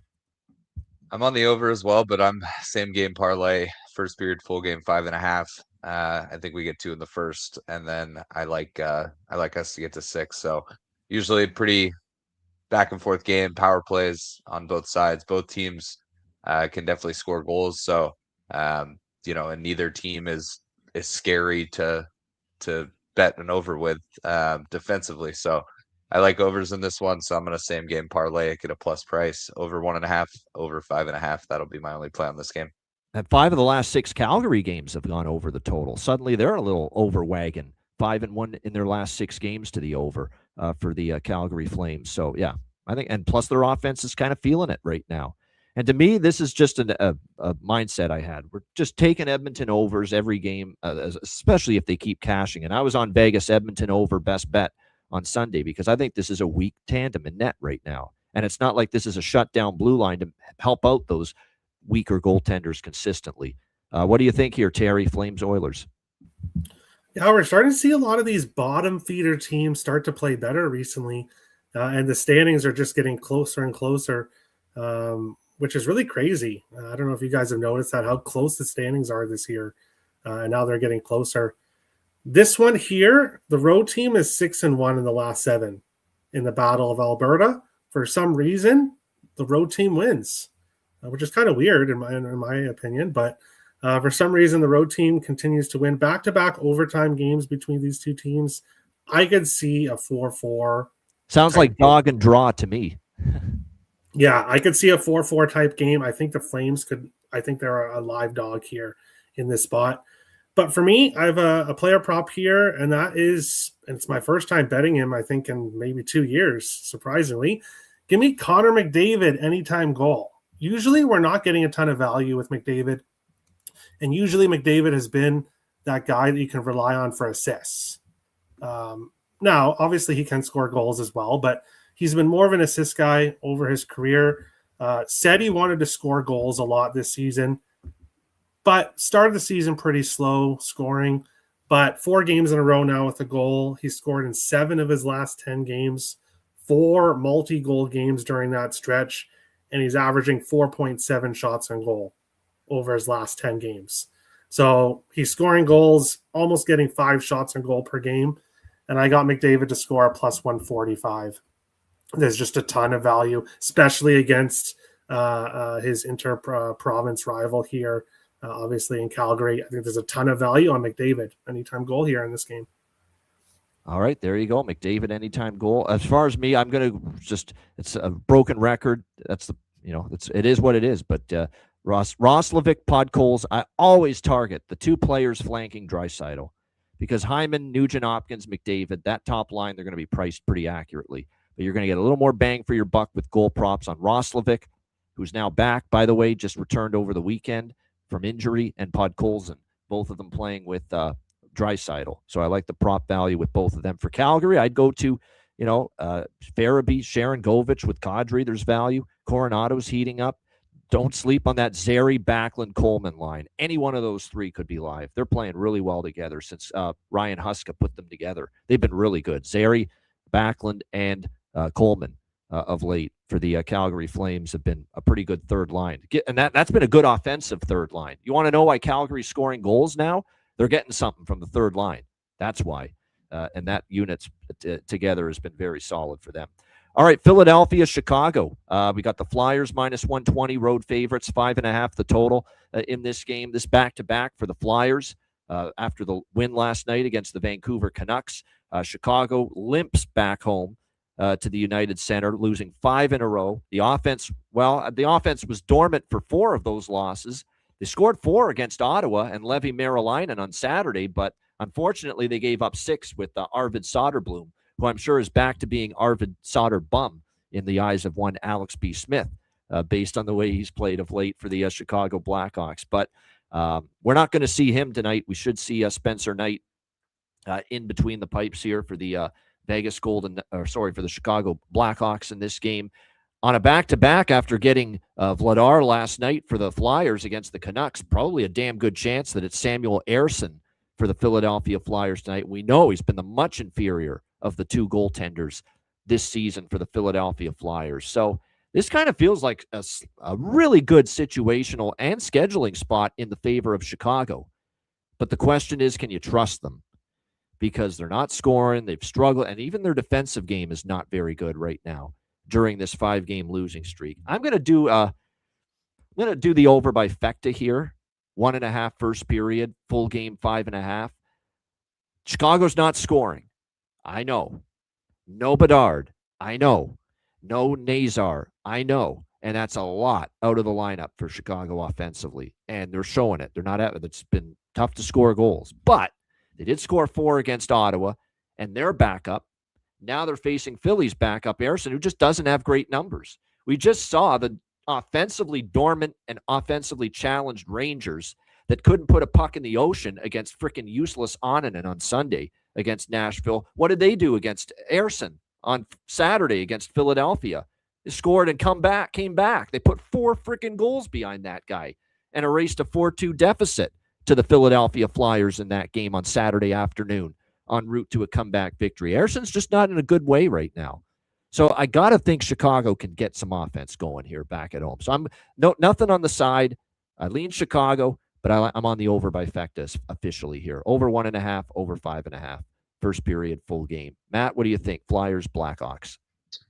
Yeah, I had the first period over pre-show. The Flyers are 8-2 in their last 10 first periods. So I like the first period over, but to your point, I do like the full game over at 5.5, given, the goalie situation, Chicago back at home, the TNT angle, adds to that as well. So I'll be on over by Fecta. No SGP, just That's right. Split up first period, full game. And then I love Trevor Zegras anytime point. You can get it right around even money. He's gotten a point in 9 of his last 10 games. I don't think Chicago is a team that shuts the door per se. So I think he can chip in, get a point. But yeah, I like 2 goals in the first period, 6 goals in the game. I'll be on the bifecta. I don't know if I trust Chicago money line, but I might sprinkle. I will sprinkle for sure on the team total for Chicago here. Even with the offensive futility of late, They did score 4 against Ottawa, so I'm hoping that gives them confidence. But this team total over 2.5 minus 135 Chicago. And Ersson, because it's almost assuredly going to be him, he's given up 3 goals or more in 4 straight starts. 3 goals or more in 4 straight starts. That's all Chicago needs to hit the team total. So, yeah, I think that's worth a shot here. Blackhawks first, maybe this is a Chicago first goal, first period, too, with Billy coming in on the back-to-back. So I feel like I'm talking myself into Chicago, but it's the defensive side of the ice that I'm still a little bit worried about when it comes to the Blackhawks. What do you think here, Terry? Philly, Chicago? Yeah, this is one of the easiest passes on the slate for me on today's slate. I want no part in this. I don't trust either of these teams right now. This looks like a great price on the Flyers at minus 120. The Blackhawks are just in free fall mode right now. And the Flyers, though, they're not playing great. I can't back Ersson. And if I was to back the Hawks here, I would want a much bigger plus money underdog price. So this game is, that's all I can say. I don't blame you. It is, like I said, this is on the smaller scale of wagers for me on the card. Everything I've got with this game. I will say this: Owen Tippett back-to-back games with a goal for the Philadelphia Flyers. So if you want to ride the wave, you can. Ryan Green is now back with Burakovsky and Bertuzzi on the top line. So I think there's good value with Ryan Green right now tonight for Chicago up on that top line. Nick Lardis, the former Brantford Hamilton Bulldog. Second line with Donato and Teravainen. I think I might dabble in the Greek Stallion there. Nick Lardis here for the Chicago Blackhawks. So something worth. Denver Barkey, yeah. I mean, he's up with the Flyers. He's a threat to find the back of the net.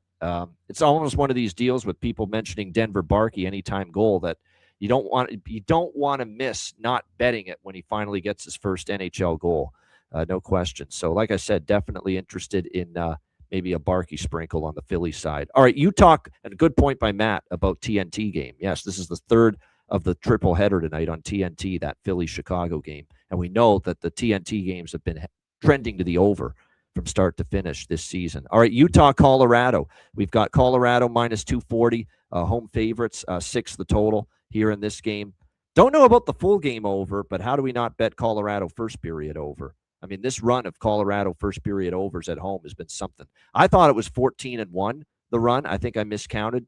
Jonathan's got it at 13-3 to the first period over at home this season for the Colorado Avalanche. Matt and I were the beneficiaries of a Colorado first period over at home best bet winner. Both of us had it on Friday with Winnipeg and Colorado. I'm going right back to the well. First period over. My only bet here in this Utah-Colorado game. Oh, I shouldn't say that. I'm going to sprinkle again on the first goal in the first 5 minutes. Or sorry, I should say goal in the first 5 minutes, which has also been a phenomenal bet for Colorado home games. So goal in the first 5 minutes, that's at FanDuel, and it's usually in the plus 160 range to bet that. So many of these recent Avalanche home games, we have seen a goal in the opening 5 minutes. So you're still getting a pretty good price with that. Let me just see. Goal in the first 5 is plus 152. So I'm on that, and I'm on the first period over here with Mammoth and Avalanche. Colorado off the big win against Minnesota. Some people in the chat saying Utah money line, letdown spot for the Avs. I just can't do it. You know, I thought maybe a Winnipeg could have beaten them, and they still lost 3-2. Like, it's just damn hard to beat Colorado, to bet against Colorado at home when they haven't lost in regulation at home all season long. Matt, what do you think here? Utah, Colorado. I'm just going to ride the first period over. I think I like that streak going, so I'm going to take a shot with that. But I could make a case for Colorado in a letdown spot. You know, plus 210 is a nice price, but I just can't do it. Not betting wise, you know, I can cheer for that. I know Terry and I would both love to see Utah win this game 6-1. But hopefully we get 2 goals in the first, because that I will be betting. It's just tough to bet against the Avs right now. You know, as much as I want them to lose every game, I don't want to bet against them, lose my bet. The Avs win. It's just all shitty. So, yeah, first period over. That'll be it for me. All right, Terry, Utah, Colorado. If I was getting to the side here, I'd actually look at Utah plus 1.5, which is minus 120. Both games this year have been 1-goal games for the home team. I could see this being close. So I think Utah plus 1.5 could be a good play. But the best value play here in this game, I haven't pulled the trigger on it yet. I've been looking at it all day, is Sean Dursey to get a point for the Utah Mammoth. He's been on fire recently. He's got a point in 5 games in a row, and he's plus 210 just to get a point in this game. So there's just a ton of his assist prop is plus 281. He is assisting during this stretch. So, but I want to go with the plus 281 with the points plus 200. There's just a ton of plus 210. There's a ton of value on Dursey point. And then I lean with Utah plus 1.5. I think it's a close game, but I think Colorado probably ends up winning. So that's my thoughts here.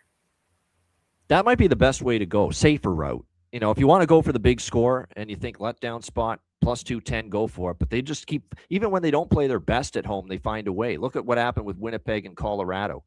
That was 3-2 Colorado. They just, they found a way. They hung on. But the plus 1.5 would have cashed on Winnipeg if you bet it. So I think Terry's got a decent lean there with that Utah plus 1.5. Maybe this could be a 1-goal victory here for Colorado. All right, San Jose, Vegas. We've got Vegas minus 210 home favorites, 6 the total in this game.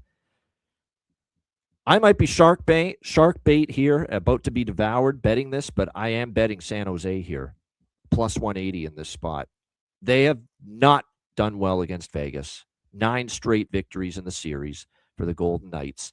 But let's look at the context of this situation. Vegas is not playing well. Vegas is banged up, missing key pieces galore. Shea Theodore. They've already just now ruled Jack Eichel out, which I was expecting all along. Why put him in there? This is the last game before the break. Let him get the rest through the Christmas break and then bring him back after the break. But they're not playing great hockey. They look like a team. The way they played against Edmonton, especially the way they started that game, the way they played before that too, and the other loss they had over the weekend. And really, since Eichel's been out, they lost to New Jersey, for crying out loud, on home ice last week. They look like they just want to say, hey, fuck it to the rest of this pre-Christmas schedule. Fuck it. Get it over with.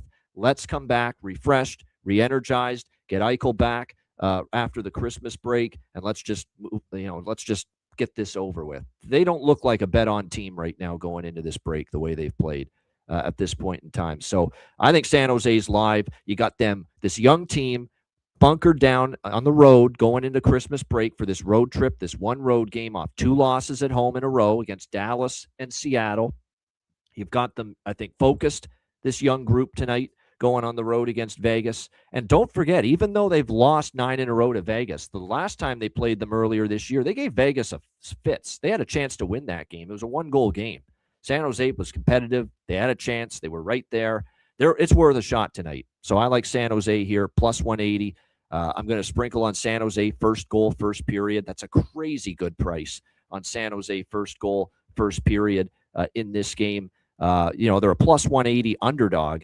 You can get San Jose first goal, first period in this game tonight at plus 165. So a really great price with that. Dabble with that. Dabble with the first period money line. Also on the San Jose full game money line. San Jose team total over and over by Fecta. There's a lot I've got going on here with this Sharks and Golden Knights game. But that's where we're at. Sharks split between full game first period money line, first goal of first period, team total over 2.5 in this one, and also the over by Fecta with the 1.5 and the 6, 5.5 actually at FanDuel, but 6 mostly everywhere. So over by Fecta as well. And we know long-term Vegas first period overs at home continue to deliver the goods more often than not. What do you think here, Matt? San Jose, Vegas? First period's the only bet that I like pregame. I definitely am not against you on the Sharks. I think San Jose could win this game, and I think plus 180 is a great price. On the off chance Vegas closes out, pre-holiday season at home with a win. It wouldn't shock me, but I do think San Jose is definitely live here. Might see how the game starts. If I feel like San Jose has some pace and there's not a goal early, I may jump on San Jose live. Definitely not out of the realm of possibility, but pregame first period over is just is all that I'm on here. There you go. So yeah. By the way, the another thing why I like the over by Fecta is, again, both games this year went over. the two games. And again, they were both 4-3 Vegas victories, one in San Jose in overtime, and the game in Vegas was also 4-3 for the Golden Knights. But keep in mind, that was a battle back from San Jose. They made it close, and they have played the Golden Knights tough this year. And like I say, to me, the writing's on the wall. This looks like a team that's just needs the break and wants the break, and they've been playing like it. The Vegas Golden Knights here the last few games, again, entering this game on a 3-game losing streak. And these losses, New Jersey, Calgary, the Edmonton loss is tough because Oilers on a back-to-back in Edmonton is tough, but these aren't great losses either for Vegas. What do you think here, Terry, San Jose, Vegas? Yeah, I can't take the Sharks. For me, with the past history, the way it is, 9 games in a row, I have to see San Jose slay the Dragon before I can back them against Vegas. But one play I've been looking at, and I hope he's healthy, Colin Graf has been so great for the Sharks. Now, unfortunately, he got a puck to the face. I think he's in. It looks like he's good to go. He's going to play. Yeah. So it says, he had needed stitches and stuff, but hockey players play through a lot worse than that we've seen over the years. So unlike those NBA fucks with the load management. Yeah, their little pinky finger hurts and they can't play. But basically, I think Colin Graf point is a great play. For me, I'm going back to an old favorite. I bet him pretty much every game to start the season because he was red hot. Had a cold streak, but Pavel Skorofeyev is back. He's on a heater recently, having scored in 4 of his last 6 games. He scored in 3 of his last 5 against the Sharks. So Ian's right. A lot of injury or a lot of missing pieces here for the Vegas right now. I think Pavel Skorofeyev steps up here and scores for Vegas. So that's one of my favorite plays here in this game. I like Igor Chernyshov for San Jose as well. Up on the top line, I think he might be finally ready to get on that board with Celebrini and Graf. They're slated to be on the top line, that trio. I already like Graf. He scored in back-to-back games. And yes, Chernyshov, I think, is worth a shot for San Jose tonight up on that top line as well. Great price we're seeing on him tonight, plus 450. Also for Vegas, I do think Vegas will chip in offensively. You mentioned Dorofeyev. Alexander Holtz is being elevated to the second line for Vegas. I know he doesn't have a goal yet this year, but it's an opportunity for him. Maybe Barbashev with Stone and Marner on the top line for Vegas. So those are a couple of props on their side that I am interested in. Okay, we've got Matt on the clock here. He's got to leave us in a few minutes. So what we will do is we have one more game left. We'll get Matt's thoughts on it. Seattle, Los Angeles, and then we'll go right to Matt with his bargain bin special and his best bet, and we will bid him adieu for the Christmas holiday right after that. But Seattle, Los Angeles, LA minus 230, home favorites, 5.5 the total. This is the one game on the board I got absolutely bubkiss on. Nothing. Squat. Jack shit. So thankfully, Matt can talk about this game now. What do you think? Kraken, Kings. I feel bad for the chat and all the viewers because I have not shit on this game. Nothing is I mean, honestly, the under maybe, but I never bet unders. The Kings are not a team that I ever am looking for totals right now. The Kraken, I'm not going to lay minus 230 on the Kings. The Kraken are all out of sorts. There's just nothing I like in this game. I won't be watching this game. If I'm in the late slate, I'll be tuning into that San Jose Vegas game. Definitely a more exciting game. At least San Jose is an exciting team. Vegas is a solid team. So this Kraken Kings game will just be an absolute pass for me. Maybe, after a whole slate of games, if we get some wins and I'm feeling lucky going into the late card or the last 2 games, maybe I find something, but I doubt that I'll be on this game in any form or fashion. No props, no player bets, nothing. So there you go. We'll get to this, but keep an eye on the goalie situation for LA. They've been riding Anton Forsberg. I think they'd like to start him again tonight, but at some point you can't start him every game, and this is back-to-back after playing last night. Do they give the journeyman goalie Phoenix Copley an opportunity in net? And his numbers in the AHL were not very good prior to his call-up, so keep an eye on that prior to betting that Seattle LA game. I don't honestly be, as far as full game, that's Seattle or pass for me. I can't lay that price even. And Seattle's banged up and on a back-to-back. And they lost another Vince Dunn last night to injury. And they're already without Montour, McCann, and Schwartz. So it's a very tough spot for Seattle. But there's no freaking chance in hell I'm laying anything of this magnitude with the LA Kings at minus 230. All right, Matt, bargain bin special of the night. What do you got for us? So I've got 2 bargain bins. Just, we're going to be off for a few days. There's no show Friday with no games. So I've got 2. One, actually, Terry just mentioned in one of the last games. Colin Graff, anytime goal, plus 350. I cashed on it on the show a couple weeks ago. Whenever he's playing with Celebrini, I like this look. He's kind of moved up and down first line, second line at times. When he's on the second line, he seems to not get as many opportunities. But when you're playing with Macklin Celebrini, scoring a goal is not that crazy. So Colin Graff plus 350 anytime goal. That'll be one of my bargain bin plays. And then in the Dallas Detroit game, I have a Dallas Star that is bargain bin worthy. He's actually a former Detroit Red Wing, so this is really the angle there. Adam Ern, he scored in his last game playing. Then he was healthy scratched, and then he's back in the lineup tonight. Plus 1,100 to score against his old team. I do think that game will be a high-scoring affair. He's not going to get the same looks that Jason Robertson or Mikko Rantanen or Wyatt Johnston gets. But a revenge spot, if on the off chance we get a 5-4 type game, why not Adam Ern plus 1,100? That'll be my other bargain bin play.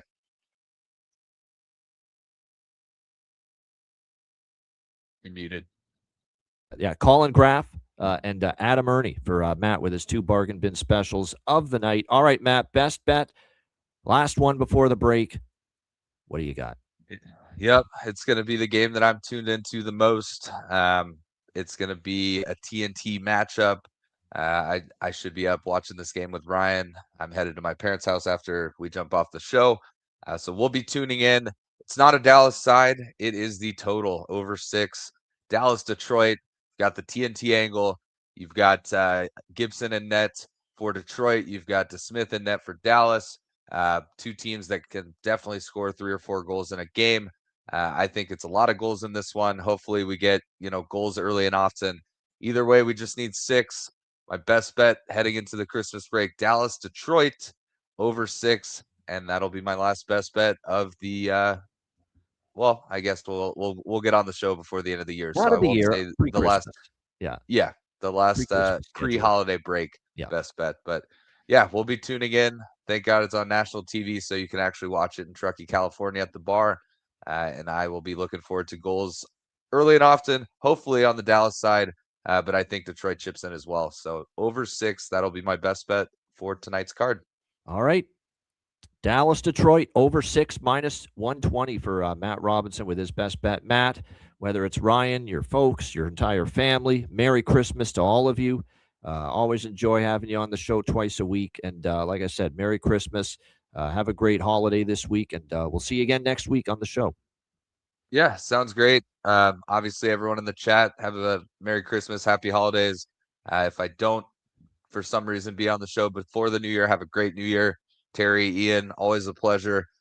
Terry and I, obviously, fans of rival teams, but we love to shoot the shit. And we would love to see the Utah Mammoth beat the Colorado Avalanche tonight. So Merry Christmas to both of you guys. I'm sure I'll talk to you throughout the night via chat. So thanks for having me, and I'll look forward to being on next Tuesday. There we go. Matt Robinson. Merry Christmas, Matt. We'll see you again soon. There he is, Matt Robinson. Great stuff. All right, Terry, I will give you one thing from this Seattle-LA game. I will give you maybe Chandler Stevenson has been good lately for the Kraken. I don't mind maybe betting a goal prop for him. But other than that, maybe live I'll find something, but pre-game, betting either of these 2 teams in this spot's not exactly appealing. Terry, what do you think? Seattle, Los Angeles. Yeah, the only thing I could possibly get to is Eeli Tolvanen point here in this one. He's got a point in 4 games in a row, 7 of his last 10. He's playing really well. In the last 4 games, he has a point. They've all been assists. So if you wanted to go with the assist prop plus 172, there's definitely some value, but not a game I really want to bet. But if I was going to get to something, it would be something with Eeli Tolvanen. All right, there we have it. That's the Tuesday card, a huge slate before the Christmas break. Shout out to everyone in the chat. Hit the like button if you haven't done so already. Make sure you check out, of course, wizardsportspicks.com. Yes, the show will be on a break for the next 3 days, but the premium picks at the website, wizardsportspicks.com, will not be slowing down. We'll have stuff through the Christmas Eve, Christmas Day, college bowl games. NHL will resume Saturday. We'll have NBA Christmas Day stuff on the website, college basketball, NFL. So make sure you check it out, wizardsportspicks.com. It's been a great 121-92 all sports streak for me currently. So check it out, wizardsportspicks.com. Check out patreon.com/Ice Guys, $10 per month. Goalie charts, totals charts. Get the Christmas gift of a Patreon membership, our daily betting card, sides, totals, player props, posted each and every day on the Patreon page. $10 per month. Your membership goes a long way to supporting the show and keeping it going long term. Check it out. Get on board. Patreon.com/Ice Guys, just $10 per month. And check out the Ice Guys store, iceguys.myspreadshop.com. Great gear and Ice Guys merch at the store. Get yourself some gear and merch over at the Ice Guys store at iceguys.myspreadshop.com. All right, bargain bin special of the night and best bets for Terry and I coming up right after we hear from our great Ice Guys sponsors.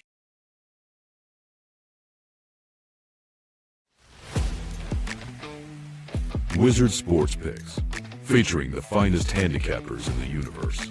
Sharp insights, trusted picks, and relentless results. We strive to help you become consistent winners. This is Wizard Sports Picks.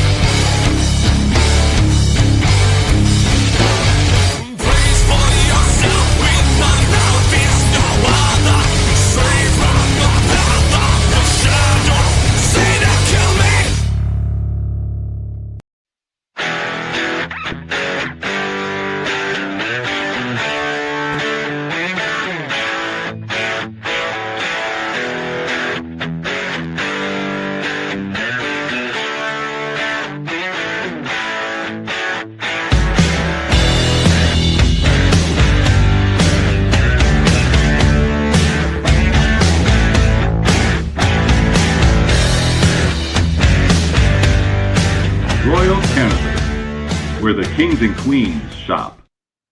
Thanks to all our sponsors, including Royal Cannabis. Check them out, royalcannabisshop.com, 20% off with promo code ICEGUYS. All right, bargain bin special of the night. You heard from Matt Robinson with his bargain bin picks. Terry, bargain bin special, what do you got? And you cashed one on Saturday with Matt Boldy, Brady Tkachuk goal parlay, plus 405. What do you got for an encore? Yeah, you mentioned it when we talked the Wild game. You said you really liked it. I had to keep my mouth shut, but Ryan Hartman, anytime goal. If you're not a Wild fan, you probably don't like Ryan Hartman. He's one of the most hated players in the NHL. But right now, he is scoring goals. He's scored in 5 of his last 6 games on the top line with Kaprizov and Zuccarello. And on the second power play, which normally you might think, the second power play, that's not great. But the second power play has been producing for the Wild recently. So Ryan Hartman, he's on a heater right now. I think plus 340, plus 350 for him to score. Great value with the league's most hated player to score tonight. All right, good stuff. That's one of mine. I'm giving you not 1, not 2, not 3, but we are off for 3 days. I'm giving you 4 bargain bin specials tonight. Never done this before. May never do it again, but we're doing it tonight. 4 bargain bin specials. That is one of them. Ryan Hartman, Minnesota, plus 350.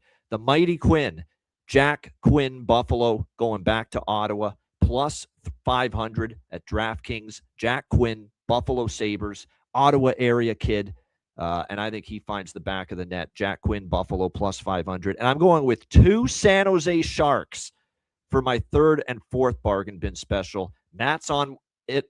I'm on it too. Colin Graff, San Jose, plus 400. And the other one is Igor Chernyshov, up on the top line, plus 450.